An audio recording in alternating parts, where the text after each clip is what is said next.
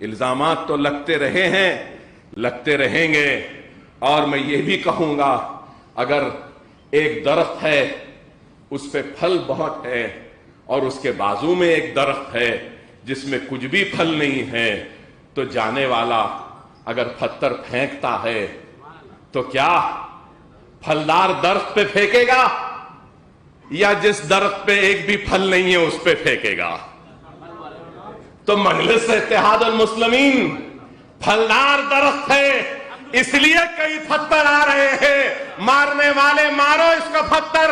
ہم کو کوئی فکر نہیں، ہم نہ زخمی ہوں گے، نہ ہم ناراض ہوں گے، نہ گیلا کریں گے، نہ شکوہ کریں گے، بلکہ سجدہ ریز ہو کر اللہ کا شکر ادا کریں گے کہ اے اللہ تو نے اس مرتبہ اتنے پھل دیے ہیں، آئندہ اور پھل دے دے تاکہ اور لوگ ہم پہ پتھر مار سکے۔ وآخر الدعوانا الحمدللہ رب العالمین۔